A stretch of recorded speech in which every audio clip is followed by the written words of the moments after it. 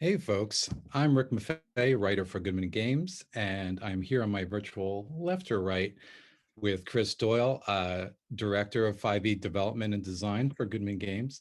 And tonight we're going to get into Original Adventures Reincarnated Temple of Elemental Evil. We're going to go right through the book and give you a glimpse. Yeah, thanks. Welcome, Rick. How are you doing?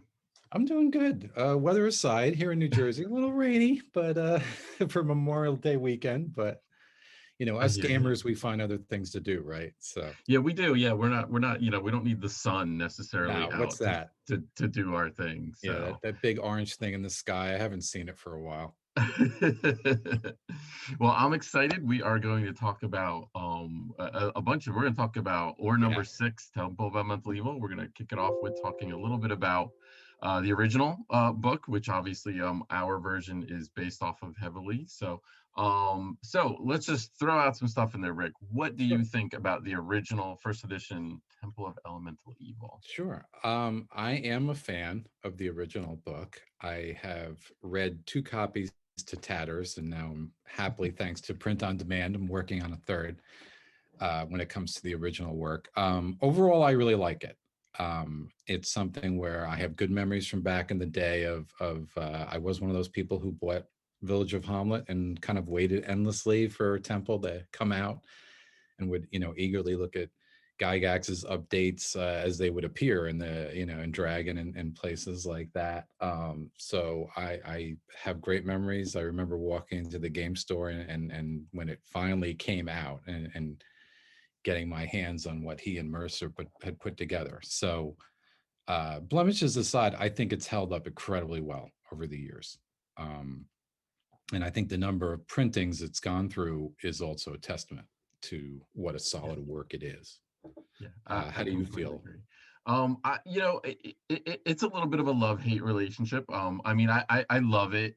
But when you do what we did to this book, doing a full 5e conversion of it, you really get down into the weeds and you really pick it apart and Mhm. you start nitpicking at some of the little superficial things in here. But Yeah. I mean, overall though, it's pretty amazing. I mean, it kicks off, T1 Village of Hamlet is it's probably in my top five of favorite modules. I mean, it's nice, and I know there's not much dungeon there. It's the small little Mhm. moat house with 30 some odd encounter areas, and then it's a village. But I just love the feel of it. Everything about it is great.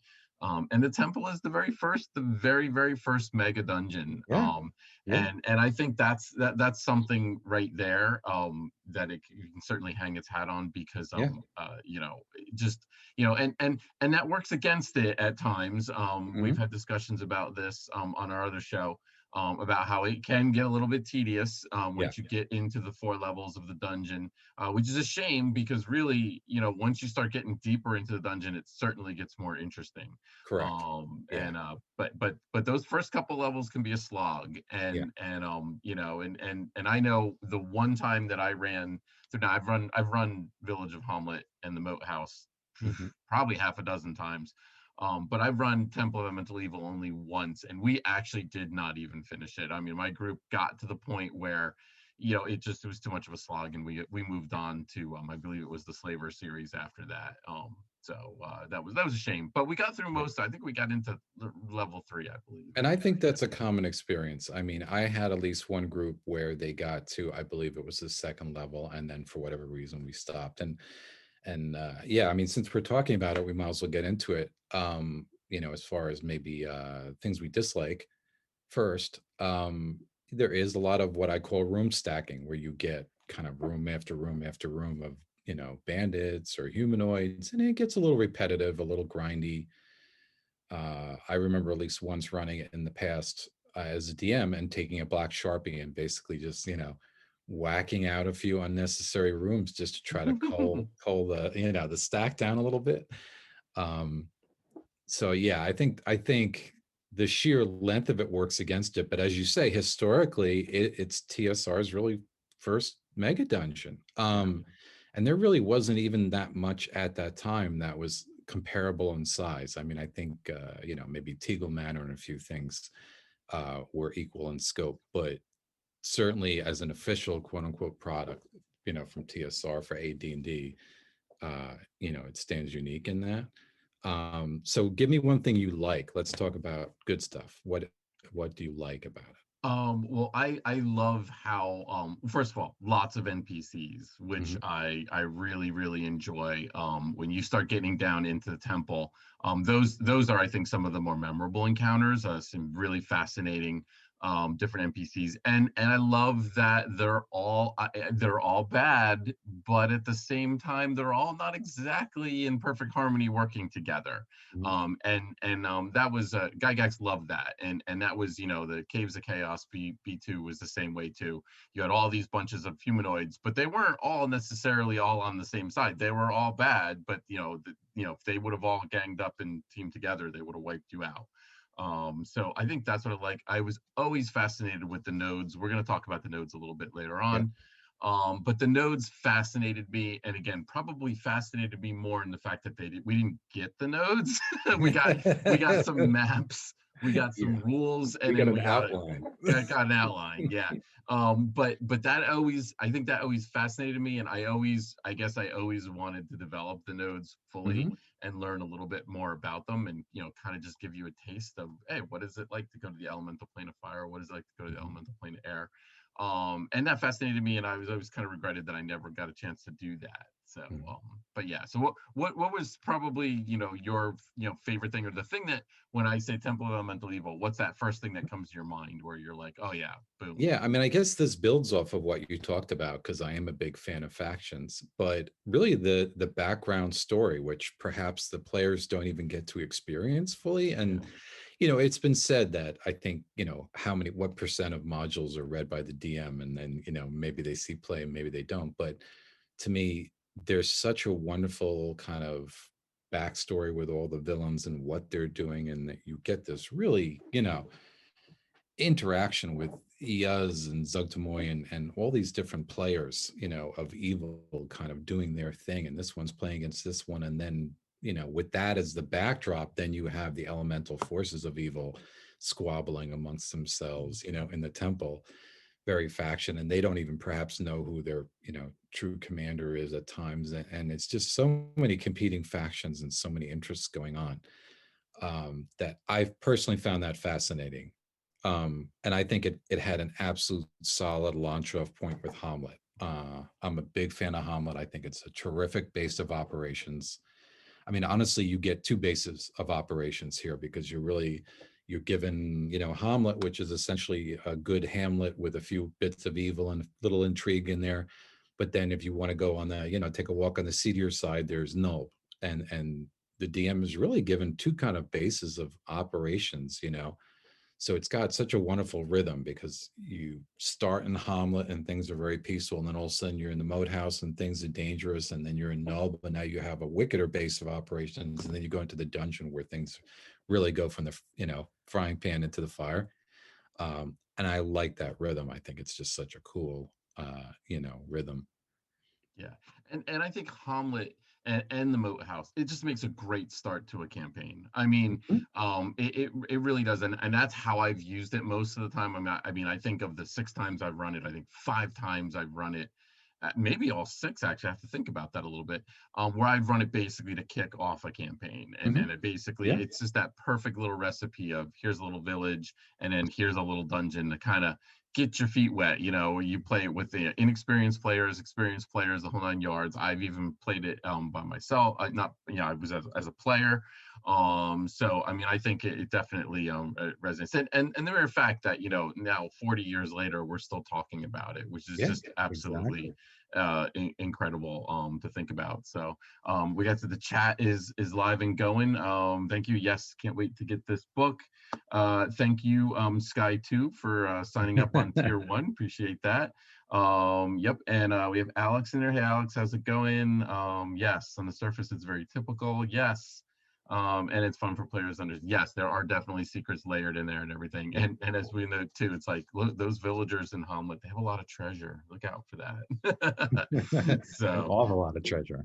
yeah, so let's get into it because we people want to probably see some of the nice Yeah. pictures and Yeah. stuff that we have tonight. So, or number 6, Temple of Elemental Evil, is at the printer, folks.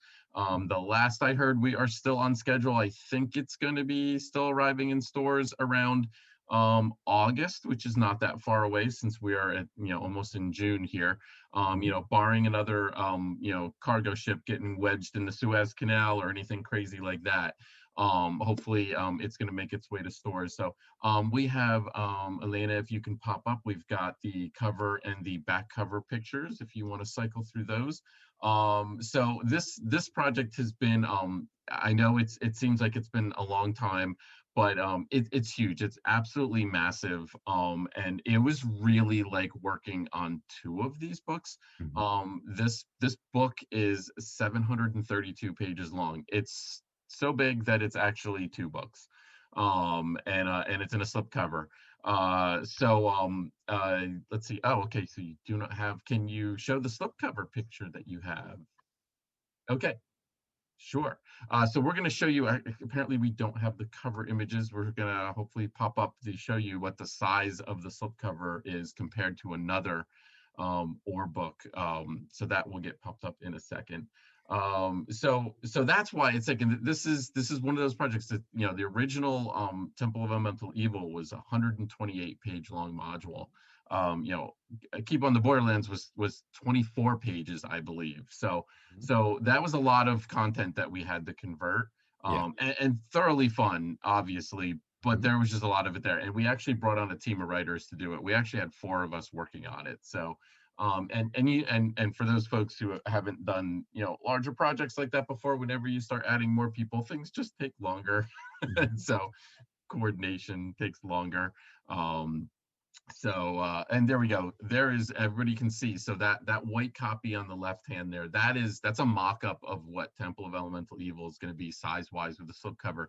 And there you've got some standard reference, Lost City and Castle Amber next to it. So it's going to be worth the wait, guys. I know everybody's been chomping at the bit and everything, but it's going to be there. So what we decided we were going to do tonight, we just decided we were going to just do a show. Normally Rick and I do Talking TSR, where we'll take delves. We've done several delves into some of the different parts of Temple of Elemental Evil, but tonight we're going to kind of do like a high level.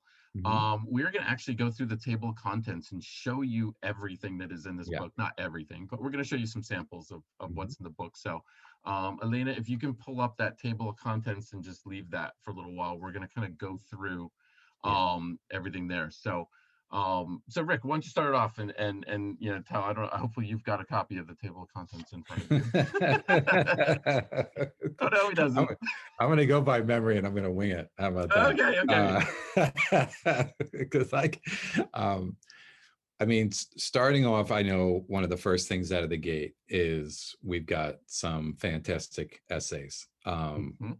One of the special things I think about the Orb books, or that I really love about them, even before I started working on them, was the fact that we're giving you some insider glimpses to the early TSR days. We're bringing in some, known names and luminaries and longtime, RPG writers and people, veterans from Goodman Games and different people to really give their recollections, comments on how things were.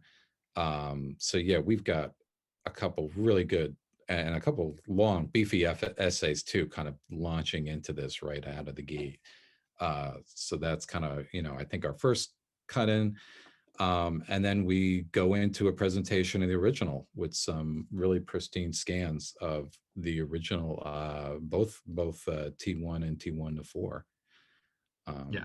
Um, And so we give you the version of T1. We have the covers of everything. So you get the pastel cover, and then you get the I believe it was Rosloff, I think, did the I could be getting that wrong. Maybe Jeff D. yeah, The yeah. light green colored T1. And then there was only, well, there was more than one printing of Temple of Mhm. Elemental Evil, but there was just the one cover, the Parkinson cover. So we give you that too, and then so you get complete scans of the originals, so you can kind of see kind of how they all went. And I just want to talk about those essays a little bit. So yeah, there's a great essay in there. First of all, finding essays for something like Temple of Elemental Evil, not a problem. I mean, everybody has a story about it. Everybody wants to talk about it. We got some great ones in there.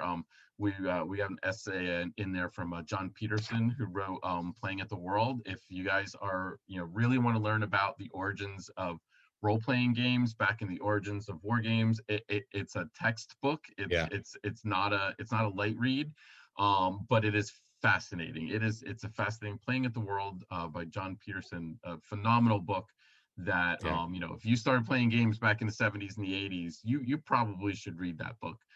But he did a great little essay, and he has in his own personal collection some original pieces of the original module that Gary actually did. He's got a map in there, and we reproduced that for the book, and he's got an excerpt in there from where Gary was kind of setting the stage on what it was. So phenomenal. And then, but honestly, the best essay without a doubt, and I'm sure you're gonna agree with me, is we got a chance that we sent one of our artists up to has a pretty good relationship with Jeff Easley, and did an interview with Jeff Easley, and it clocked in at 21 pages. Yeah. And it's full of artwork, obviously, but just it's all over the place. If you guys remember the interview we did for Lost City, we had Harold Johnson do an interview, and Harold went all over the place. He talked about Dragonlance, he talked about Lost City, but he just went off, and Sure. we just had such a good time reading it. We kept it all. We were just like, this is Oh, golden. yeah. So Alana, can we get that easily spread up there? awesome. We might as well give them a little glimpse. A little taste of what it looks like. So it's Yeah. fascinating where that interview goes. And that alone is like, I just envision a lot of people at their local bookstore just reading over there's a nice little 2-page spread of that interview. And there's so many really good tidbits in there. Yeah, really, and that's it. And it kind of, we get right to asking him how he came to work for TSR, if he knew the game at all, if he, and hitting on some of his, I think, better known drawings, like, his drawing that he did, which I love, for the Caverns of Tesojin, which is just such a wonderful piece, asking him the background of that, and what he knew when he drew it, and all this kind of stuff. So if you're into the nuts and bolts of the background of art back in the day, it's a really cool look at what I think is a super iconic, artist. I mean, I can't picture D&D dragon now, I think, without picturing one of Easley's, muscular, powerful beasts kind of bursting out of the front cover of a book, So I'm so glad we got that interview with him in there. It's so great. Yeah, the perspective from the artist is it's amazing, because they see these products from a completely different angle. Yeah.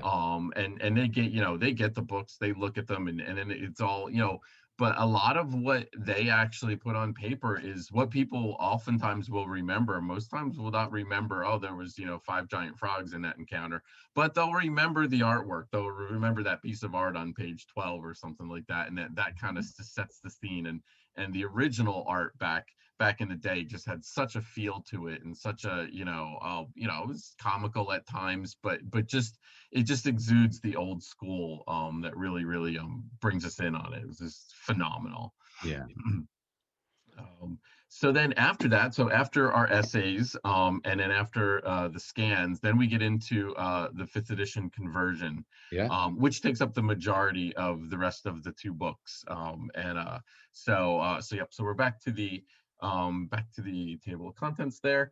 And so we start off with an overview to the entire adventure. And there's a couple of things of important here. So this is kind of the background. This is kind of setting up the stage for everything before we even get to the village of Hamlet.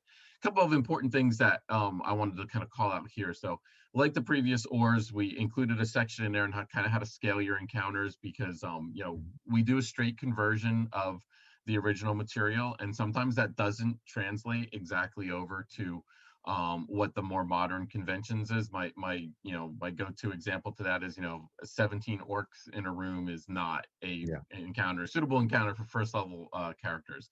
So but we keep it the same. If there was 17 orcs in that original encounter, we keep it that way, because we're trying to be true to the original. But we do put in some notes in there. We also have some pretty extensive notes in there on talking about treasure. Now we brought this up about how there's a lot of treasure. There are villagers that have $6,000 silverware sets and hidden in various parts of their house and in their backyard and whatnot. But we do realize that back in 1st edition, a big part of the game was actually recovering treasure. That has how you Yeah. got experience Well, it points. was linked, right? It was linked to experience. It Yeah. was more of a loot-driven game. Yes. uh Gygax would throw in these things where he'd say there'd be a scepter worth 10,000 gold and just kind of Yep. drop it on the players. And but again, as Chris said, it's really important. We really strove to stay true to the original work. This is not something where we wanted to take this and bend it to our own aims. We really wanted to keep it so much in the feel as we could of the original, even as we're translating it. Yeah. um and we also have a section in there talking about mistakes we found in the original, because part of the process of going in depth and in detail, room by room and translating, is you find problems. We found, errors in the maps, and our wonderful editor Tim found places where stairways don't line up, and these little things.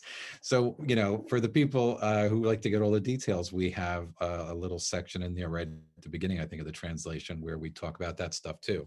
Yeah. Not just treasure and balancing, but also things that we found, and when we changed it and when we didn't, and that kind of thing. Like, when we cleaned it up a little bit just to make things make sense, as far as map labeling, right, and things like that. Yep.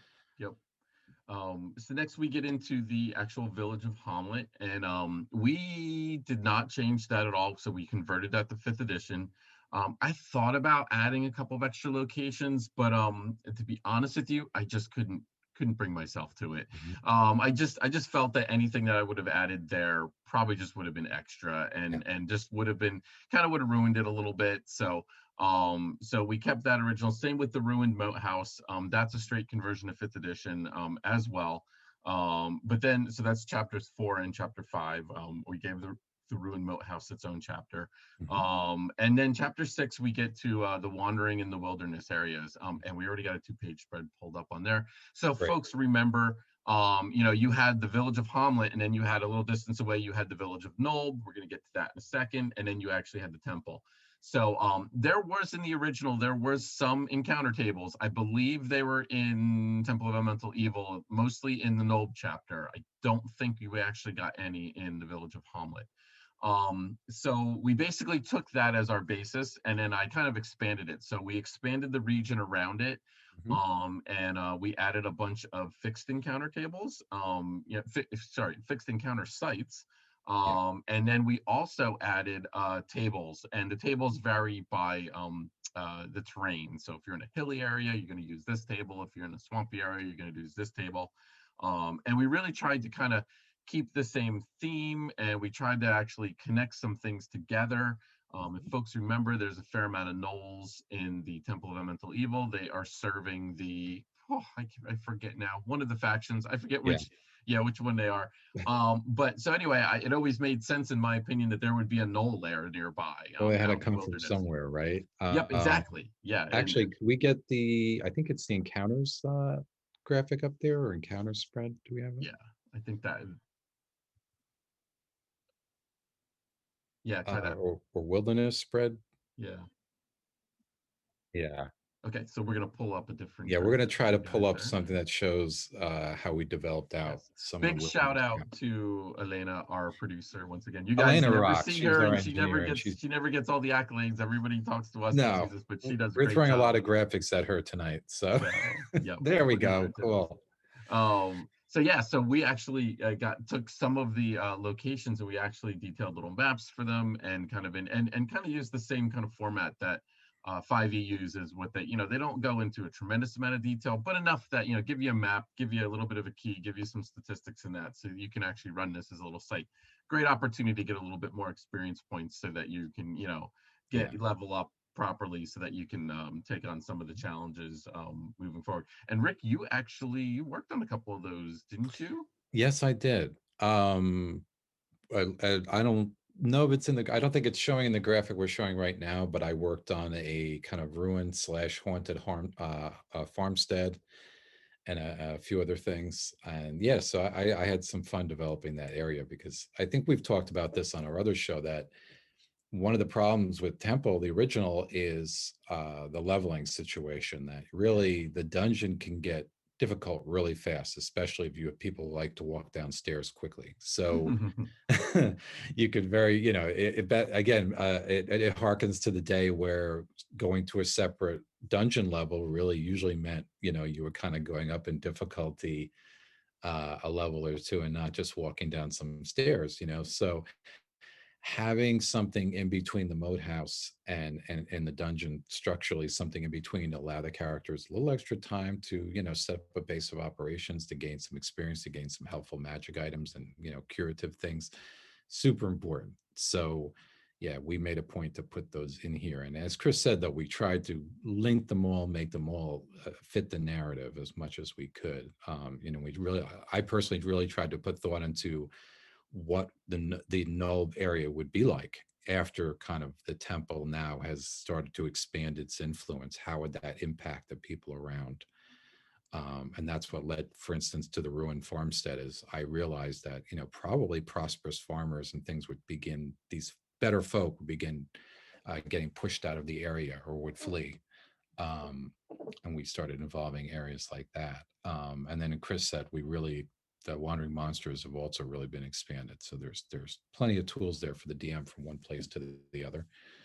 And then one of of the course, encounters that I developed, that I was really keen on doing was, I wanted a little bit more of a push to the characters. Once you get to the village of Hamlet, it's really up to the characters to kind of find the adventure and find the site. And if they kind of just wander around and don't, kind of ask the right questions or go to the right folks, they might actually get a little frustrated by the modern gamer. Probably, I think the older school gamer back in the 70s and 80s probably didn't have that issue as much. But so I developed an ambush, a brigand ambush in the beginning as you're getting to Hamlet, is a perfect encounter to kind of get you into it, kind of really get the action going right off the bat before you even get to the village.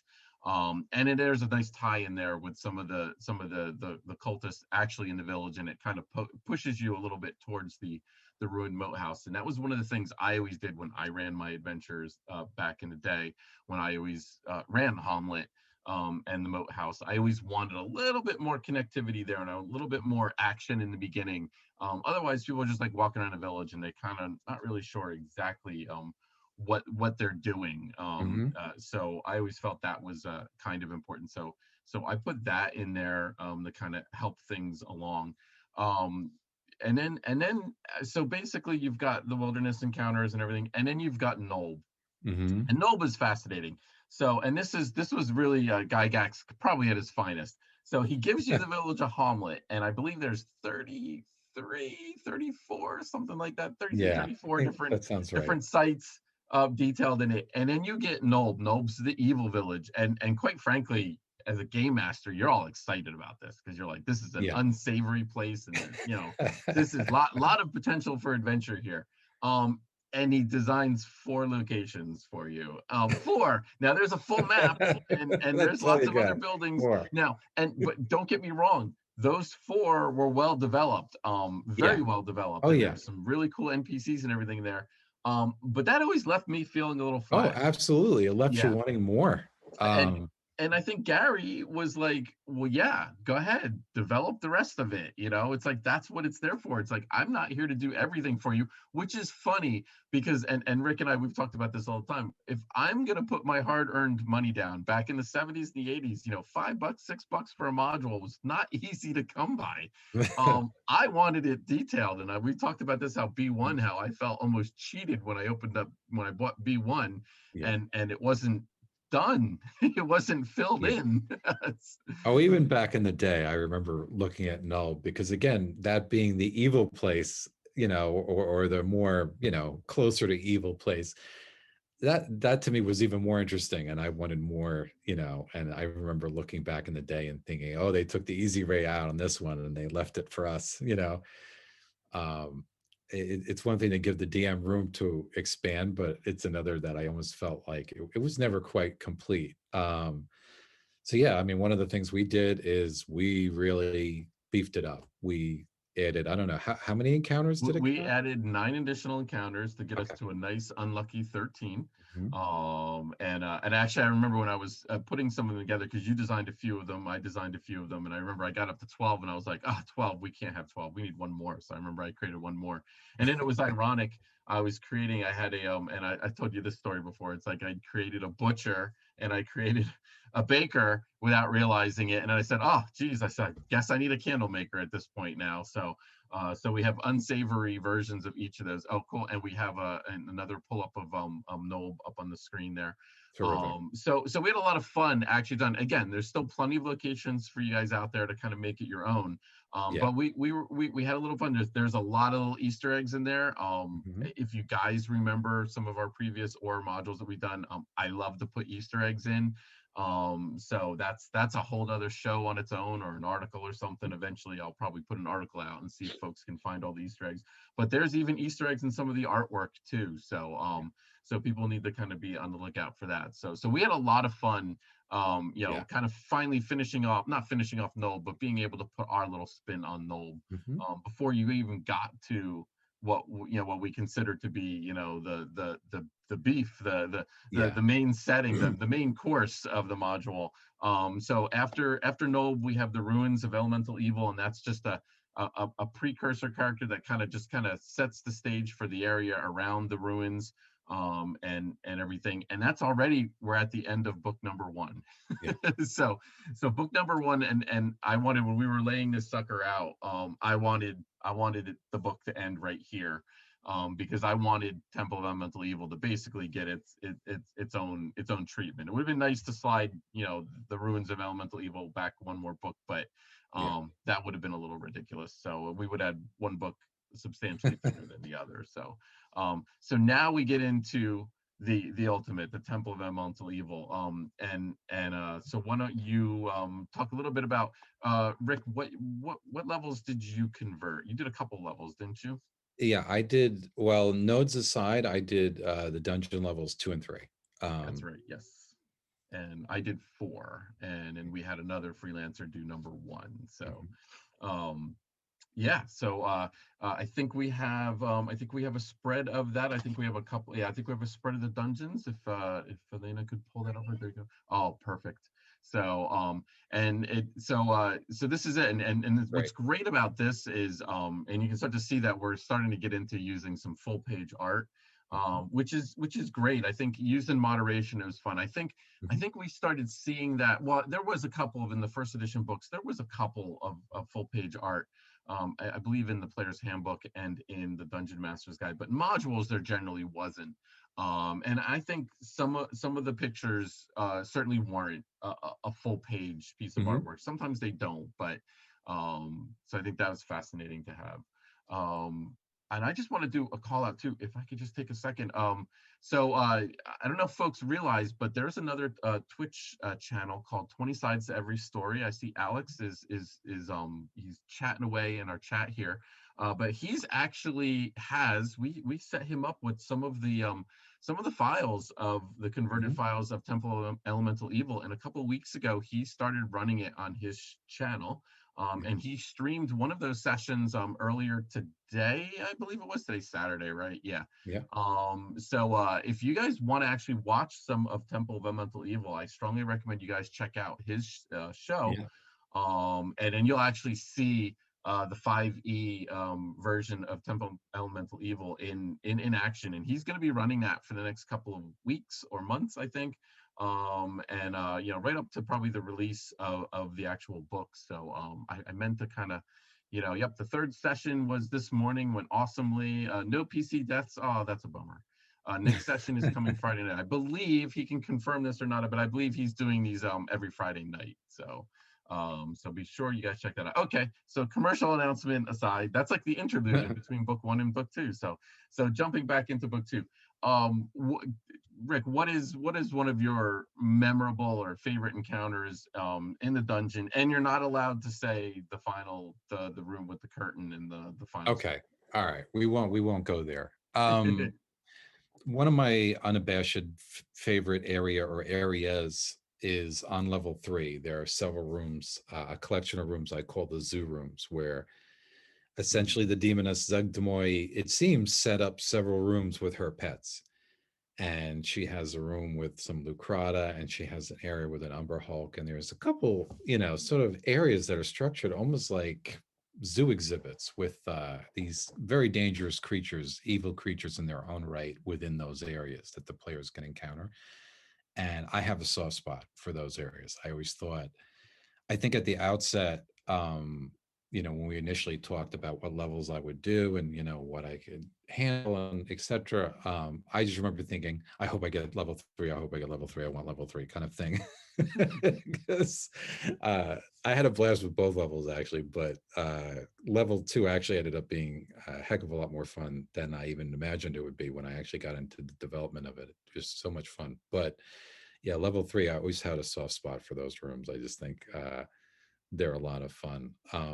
So yeah, throwing it back to you. Give me a favorite encounter. Again, not without sparing the final temple so area. so many options. We even did a whole show where we kind of talked about our top 5. I would say the statue room. I love the statue room. It's weird. It's a little off the wall. There's a few off the wall rooms in Yeah, that almost don't seem like statue they room's fit. There's great. that werewolf room that's with the mirror, Hmm. which is a little bit off the Hmm. tracks a little bit. But I love that the statue room is cool because there's potentially some benefit to checking out Yeah. the statues, but not without risk and danger. And just in typical Gygax fashion, he doesn't just hand things to you. You kind of have to earn it a little bit. Yeah. And you have to explore a little bit, and you have to touch things, and sometimes that's good, sometimes that's bad. That's probably one of my favorite. Some of the encounters in on level 4 were just to convert them were, Hmm. yeah, some of them were, they sprawled for like a page or two in the original Sure. module, and there was just a lot of parts going on. And if you've noticed my philosophy on doing these, I wouldn't remove any content and I wouldn't add any content, but oftentimes I would reorganize the content so Mhm. that it was a little bit more logical on Yeah. how the presentation is. And hopefully, when you guys get the book and you start seeing that, hopefully Yeah. you will appreciate that. But one of our goals is to try and make things a little bit more approachable and usable at the game table. So sometimes those really big, long, sprawling encounters. I mean, in Mhm. B2, you had a paragraph that you had to work with, and sometimes you had to, sort it out and Yeah. everything. But thankfully, most of these had the read aloud text where we didn't have to create that. Although it was inconsistent, we did have to create It some. was, yeah. Yeah, And that's, inconsistent is the yeah. is the best way to say it. And it's an important you mentioned that, because that kind of, so people know, that was our design philosophy here, was to keep whatever creatures are there. So if the room had, whatever, 3 orcs and 1 Umber Hulk, that's what was kept in that room. Except we would represent perhaps information in the correct order, because I don't think people even think about it anymore. We're so used to that sort of 5e presentation where you're given Yeah, the monsters laid out for you, and then the tactics, and then the treasure, what have you. You're used to things in a certain order. And the early modules, including this one, this stuff's all it's all intermixed over. and all over the place, and Yep, yep. you almost hesitate to even start as a DM sort of reading anything aloud, because all of a sudden there might be some little tidbit thrown in the middle of the text about a magic item or a tactic or a spell or something, and it's all just jumbled together. And Yeah, I think one of our tougher translation duties was to sift through that, reorganize it, break it out into individual paragraphs, so all the treasure actually ended up all in one paragraph, and that kind of thing, which can be a surprising amount of work. People would be surprised, because again, you're just so used to seeing things in that 5e way, that if you go back and you look at these pastel modules, then all of a sudden it hits you. And like you said, luckily, at least there was read aloud or read aloud style text in a lot of these encounters that were provided, so we had a good, at least, jumping off point. But then there were places where we had to expand that or add to it. And one of the things that I know Gygax would do in his modules is the read aloud text would never include the mention of the monsters in any way. They would never be in there. So there were places where there would be a very obvious troll sitting in the center of the room, and the read aloud text would talk about the furniture and the lighting, and the tile stones on the floor. There'd be no much mention of the the troll whatsoever. So it's, sometimes it would mean putting the troll into the description of, if he wasn't hiding or doing something else, and stuff like that. So Yeah, yeah, and that was one of our labors of love. yeah, and I get that, the read aloud text, it's a love or hate relationship there. Yeah. But it does, you have to keep in mind that it's there for a reason. It's really to help kind of the more inexperienced game master. And it's really there, like you said, so it doesn't actually reveal something that you're not supposed to reveal, because some of the encounters would just jump right into things and might reveal something that you could Yeah. accidentally like read to your players, and then and nobody wants that. I mean, that just kind of ruins the encounter when you accidentally say, oh, there's a door behind the curtain before they pull the curtain to the side. Yeah. So we tried really hard to give read aloud text, because we understand that at least that way, it's delineated, it's formatted, so okay, you don't have to read it, you can still just summarize it or not even summarize it. But it's there, and that that's kind of safe material that you can tell the player Yeah. characters based on the five senses once they open up the door. And then the rest of it, yeah, I mean, and it's not that we didn't create new material for these. All the material was there in those original encounters. It's just that it was all over the place. And one of the more famous ones was that, yeah, you would be like, and there's an orc chief in the room. Oh, and he's wearing a gold necklace, and he's got and he's got a silver dagger, and then boom, you'd go right back off to tactics, and then there's a secret door over there, and then there's treasure in the treasure chest here.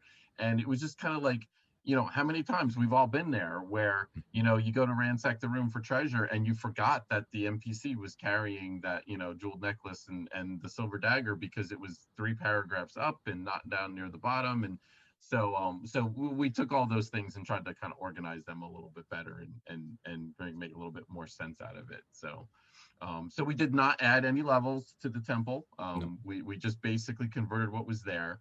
But now I want to talk about the really fun part. So, and we're gonna have a whole show. Rick and I do a show called Talking TSR every 3 weeks, Sunday night, 8 p.m. Except tomorrow it's 9 p.m. to accommodate the con schedule. We have a whole episode coming up in a couple of weeks where we are going to talk about the elemental nodes. But we're going to give you guys a little bit of a thumbnail here tonight, Yeah. and kind of explain about it, because Overview. this was the meat of the new material that we did. So Elena, if you could pull up, we have this. Yep. So there's the new node. Actually, can you pull up the old version first? That'd be Yeah, if we great. could get the original So fire node up there, maybe. yeah. So originally, when you bought this module back in the 80s, you got, this was the fire node that was showing up there. You got a map, okay, and the map is basically the same map that we had. But you got a very brief description of a couple of paragraphs on what the fire node was all about, and then you got a little list of the numbered encounter areas that keep the map, and then they would say stuff like, oh, there's something here, and there might be a treasure here, and there's a gate here. And then you had a list of all of the monsters that were in the node. Yeah. And they were literally just stat box after stat box after stat box Yeah. after stat box. Just like That you was see it. there, based right. Essentially 3 lists. You had a list of Yep. random treasures, Yep. a list of, as you see there, in the middle column, kind of, 1 sentence, if that, descriptions of the rooms, and then a bunch of monster paragraphs. Yeah. And then sometimes they would give you little notes that, like, the fire giants are allied with the hellhounds or whatever. And that, but very, very sparse and everything. Yeah. And also there was, again, back to balancing issues, sometimes there would be some very clear things that were CR, 1/2 in modern terms, and then CR, 15 dragon turtles, plural, dragon turtles, plural. And that makes it a challenge to kind of do things. But when we kind of came into this, the first thing that I thought of when I found out we were doing this project was, we are going to fully design every single node. We've got the map, we've got the list of the roster of the critters. Many of them were from some of the newer books, so we did have to convert their statistics to 5th edition, which was a lot of fun. But we got to actually make up the true encounters and develop fully everything. And we present all 4 of those in their glorious detail. Rick, which nodes did you work on? Because you worked on a couple, didn't you? Yeah, I did the air node and the earth node. were the Yes. nodes I did. Yes, and I Um, worked on the water node. There was no way I was getting away from not working on the water node. no, that was the Um, natural. yes, and then we had another freelancer worked on the fire node. So, Mhm. if you can, Elena, if you can pull up the new spread with that, the first one that you put up there with the map. So this is what we gave you this time. So obviously we had our maps redone, and then we developed every encounter where we have a read aloud text, Mhm. and we detail the critters that are there based off of Gygax's notes. Mhm. And then we tried to balance them somehow, which was, like I said, somewhat of a challenge when you have several fire giants and you're probably only 6th or 7th level. Yeah. But we tried to do that, and you know, the way I approached it was a lot through role playing. Like, for example, in the Mhm. water node, I mentioned there was not one but two dragon turtles. Dragon turtles just wreck 6th, 7th level characters. Yeah. I mean, and then have two of them. You Yeah. know, so I have one sleeping in the mud at the bottom, and you know, he might be awake, you might encounter him, but the other one I have was kind of abandoned and trapped in the node. And you can actually help out that dragon, and if you help her out, she'll actually become part of an ally to you, and she might actually help you fight the other dragon turtle, or other people in the water node. So that was kind of our way to kind of, in my opinion, our way to kind of get around some of those challenges with balancing the encounters and making them work. So do you have any particular challenging ones that you had, Rick? Yeah, I mean, again, it came, like you said, I think largely down to power, a power structure. Like, you know, the air node, for instance, had white dragons in it, as well as giants. So you had, you know, you had cloud giants, you had white dragons, so you had some very powerful critters. And it was sort of like putting a puzzle together because, you know, we're trying to stay faithful to any notes that were there. So any notes that were provided in the original about certain rooms or the attributes of certain rooms or any hints to where creatures were laired, because there were a few rooms where they told you what creature was in there, and if, Mm-hmm. but most they didn't. So I tried to lock those creatures to the rooms and basically stay absolutely faithful to the original work. But then other than that, it was like putting together a puzzle. It was like making sense of, well, if this person laid, you know, layered here and this person layered here, you know, how would they interact, and, you know, who would come into conflict with who. Um, and then as a personal goal separate from that, one of the things I try to do with my nodes, and I think we successfully did with all the nodes, was to try to really give them that elemental feel, because in the Mm-hmm. original, right, especially for the earth node, I found personally, it comes off just like a bunch of caverns, you Yeah. know, with creatures thrown in there.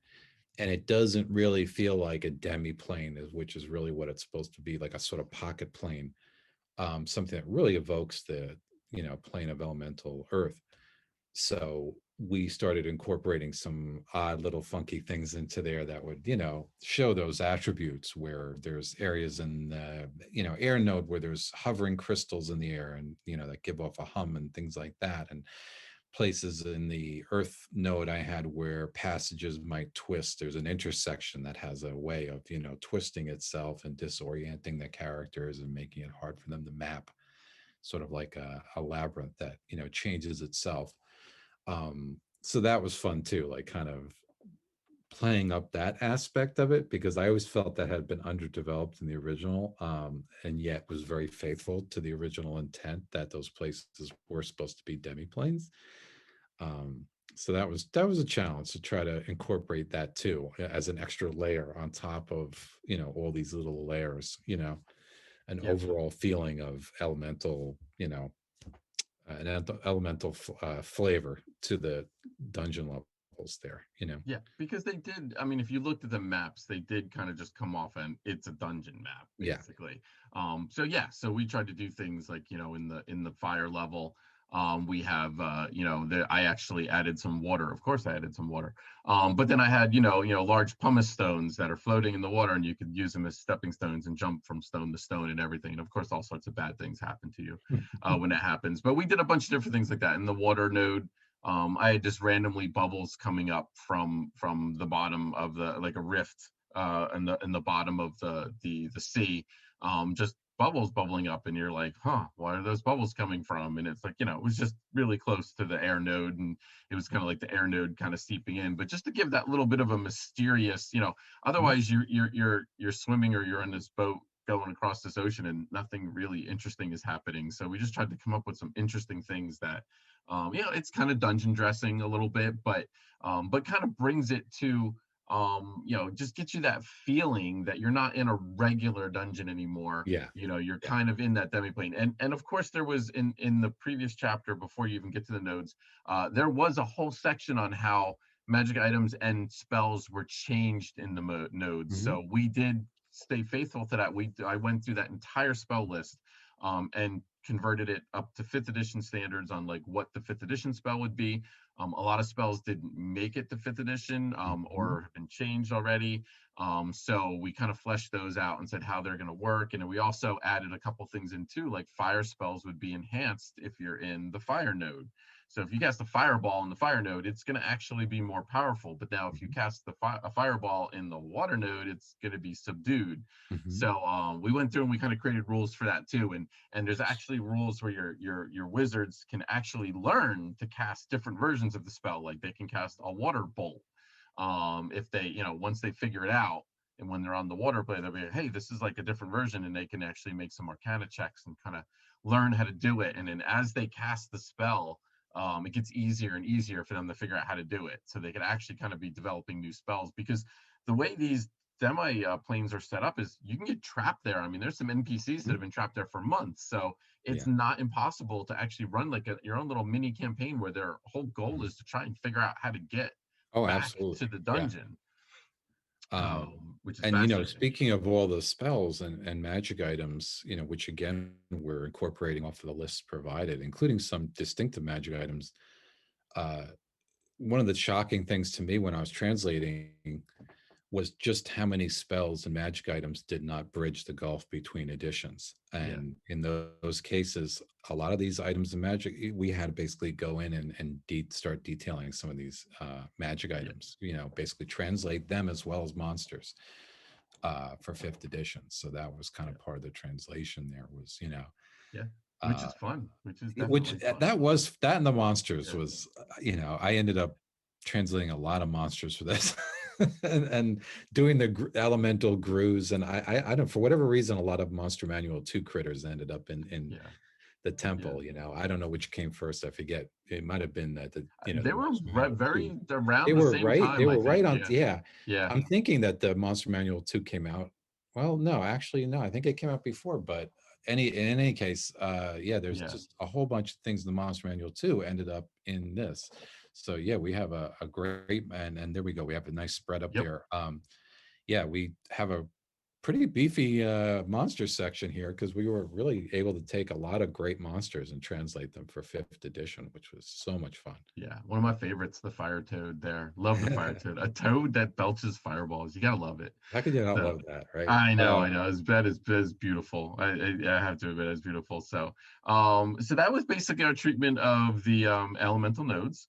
Mhm. So now after that, we get to numerous appendices in this book. We've got one, Yep. two, three, four, five, six, seven appendices in this book. Our first one is deities, demigods, and demonesses. Mhm. Really, one of each. So we actually had to we created the 5th edition stats for Zugtamoy. Actually, Zugtamoy was pulled. She was based off of she was in the one of the modules. I'm blanking on it right now. Is it Princes, or is it the Underdark one? I forget which one it was, but she was in another Wizards of the Coast book. So we basically just imported her over. Mhm. And then but we actually did create these stats for Ayuz, or Mhm. Ayuz, or however you Yeah. say, Yeah, I depending what part say of the country you're Yaz, from. and yeah, Use. Yaz and St. Cuthbert, I Yes. created pretty much whole cloth. Yep.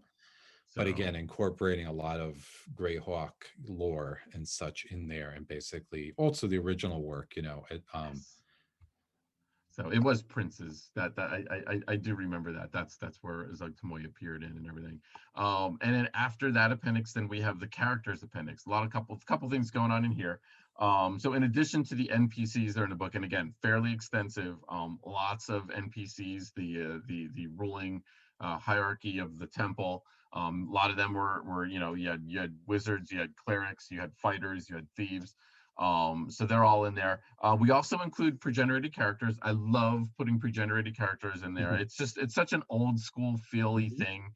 I don't believe the original two modules had them. I'm fairly certain they did not. Yeah, But a lot of the old classic TSR modules did, and it gave you a big chart, and it was basically just a summary of it. So I went ahead and we did that for this book too. And what's fascinating was I really thought about it. I was like, wow, I got to come up with 10 characters or 12 characters, whatever it is.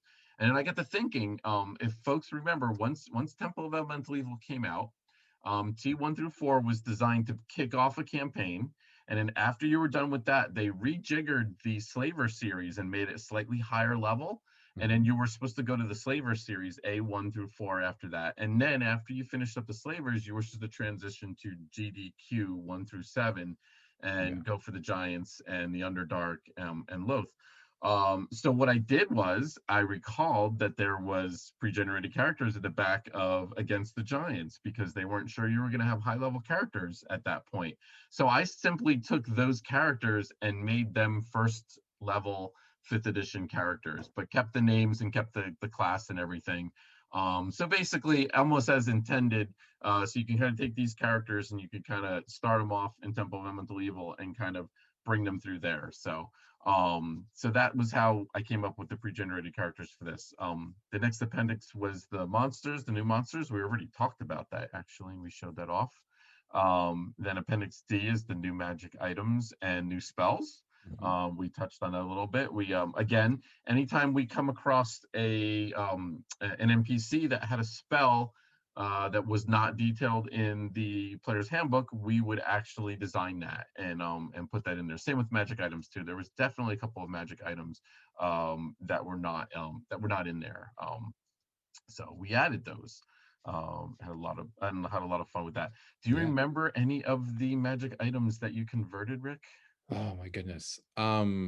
Well, I know there were a couple personalized weapons, like there was a Yes. weapon called, Snoop, and a Yep. couple, Snoop Dogg. because, again, back then I think the trend was a little more to have these swords with intelligence or these different Hmm. personalized. So, I mean, there were some quote unquote normal items too, especially even cursed items that had to Yes. be translated, like from the aforementioned statue room. There was at least one, I Hmm. don't know, it was a necklace of strangulation, something I had Yes. to Yep. translate. But I think I had the most fun with the personalized weapons and kind of, giving them.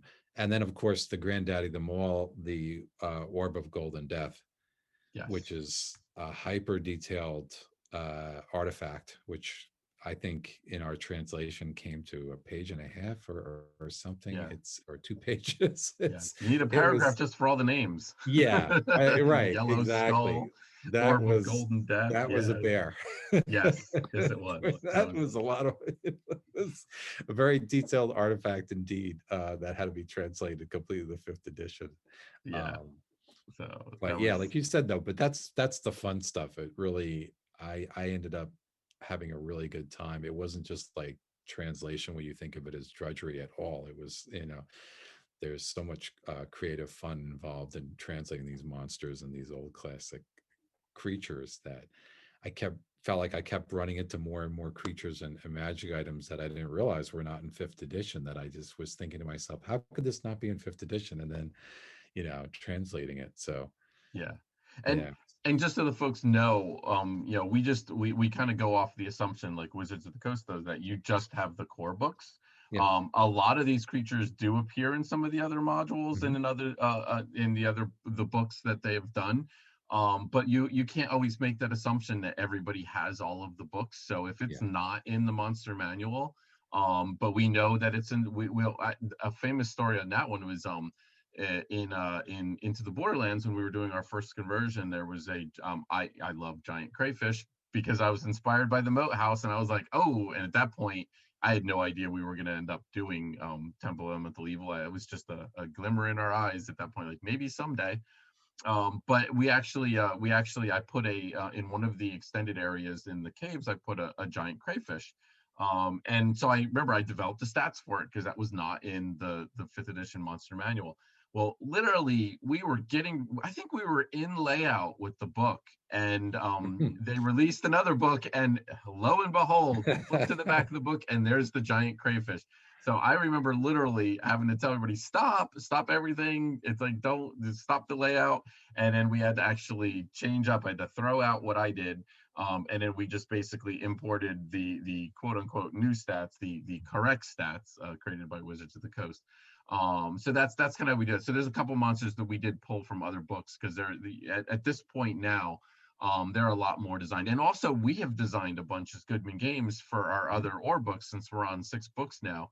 Yeah. There are a couple things like the Thule and that we've already translated to, in previous times, and so we would just take those and move those guys forward, so that you had the statistics there too, because again, we want to make sure that you have everything, Yeah. to make sure when you're at the game table, Yeah. if it's not in the monster manual, you can do that. Real quick, just a couple of shout outs here. G Blaster, thank you for commenting in the chat. Yes, Umber Hulk's big thumbs up there. A classic, yeah, Umber Hulk. He's, Purple Worm, Umber Hulk, Roper, right up in there. The classic monsters that you think. Absolutely. The Lacrota, not used as much. My favorite Lacrota encounter is in Egg of the Phoenix. I know most people probably don't realize that. But yes, and is it G Wargum? Yes, it's Talking TSR is the name of our other show. Sunday nights every 3 weeks. Tomorrow night we're going to talk about that in a second. Yes. So yeah, so if you enjoy kind of this, kind of pulling the curtain back a little bit and talking about some of the projects that we're working on, but also talking about the old school development of it, that would be our other show, Talking TSR. So we have a couple more appendices that we have to get to here. So we're just about there though. So we have handouts. So I'm a pretty big fan of handouts. As we were going through the conversion of the module, there were a lot of times I tell all my writers, and we got a little graphic showing that if you come across something where you think it would make a pretty decent handout, something that the players would benefit from, there's maps, there's a medallion there, some of the doors. We always have that rendered up as a handout. The age old, a picture is worth 1,000 words. It's definitely true. It's really great to be able to hand something to your players. It's that symbol. Whoa, this must be important. This door must be important. There's a handout for it. So, and it is. So sometimes that could be a red herring, but so we do have a whole chapter of handouts. I think we have something like 20 some handouts, something like that. I forget off the top of my head. But we definitely have that. The next appendix is the maps. So we put some of the maps in the actual book of the adventure while you're running it, but then we generally will collect all the maps at the end and put them in one big appendix. So we did that for each volume of the book. So each volume has its own little appendix section. And then we, at the very end, the very last chapter, we have a glossary of some of those esoteric terms that Guy Gex used to use, and Menser himself. So we collected that. That was when I first got together with the writing team. I said, oh, I want everybody to come up with a list of all the weird words that you might have to look up or something, or just words that are just not used in everyday vocabulary, to put those in kind of a little glossary just for people to, and again, that's a direct nod back to the old school modules. I don't think Temple of Elemental Evil had one. I can't remember, but I know Lost City definitely had one. And it's one of those little neat little things where I just think it's kind of a really cool idea. So final sum up comments on the OR version of Temple of Elemental Evil, Rick. Any other last little bits that you want to share? No, oh my goodness. I think just that we want to see it as badly in print as you guys do. That was, it was very much a labor of love. And as Chris said, if we felt like you needed it, we put it in there. There's a lot even in there that we haven't touched on. Like there's a room with an assassin on the 3rd level, and there's some interesting weapon variants in there, like spiked bucklers and stuff. And we even put a little section where we put some interesting weapons, in one of the appendices. So there's a lot there, and it's a great full campaign. There's a lot of, I don't know how many hours at the gaming table you could get out of this book, but it's a lot. This is truly like a sort of mini campaign. So Absolute labor of love. That's all I can say. It was a lot Yeah, of fun doing this, right? A yeah. lot of work, but it was a lot of fun. It was a tremendous amount of work. I think back and I cannot believe that I did it when I was working in my other career, really. And it's just amazing to Yeah. think that I did that. But yeah, I mean, it was like it literally took us I think we started working on it in September. Mhm. And I know we did not we finished it, I think it was the end of June, I June, think. yeah. Yeah, I know Basically that. So about it's a been year it's ago. been almost So, a year when we kind of finished up on it. And it was yeah. like just because there were that many parts to it and everything. And like I said, we had the team approach and everything, and then Yeah. you know, then the pandemic hit too. So we Yeah. were finishing it up during the pandemic, which actually kind of helped, I think, because you know we couldn't go anywhere, couldn't do anything. Mhm. Social life kind of got shut down. So that helped me out. But yeah, there's times that when we're getting, especially near the end of one of these projects, where Yeah. yeah, you kind of lose your personal life kind of goes on hold for a little bit because you know you just want to get it done Yeah. and you know you need to move. People want to, you get those emails, where are we at, you know, Mhm. editorials waiting. So but it was definitely labor of love, but very very enjoyable. It was Mhm. enjoyable to work with you, Rick, on this as well, and our Oh, other yeah. two team Likewise. members. Shout out to Yeah. Jim and to Mhm. Jason Yeah. for their contributions as well. We could not have done it without them. It was definitely a Team team effort. approach. So, so with that, we are going to wrap up our show. So thanks everybody for joining us at Dungeon Con Online.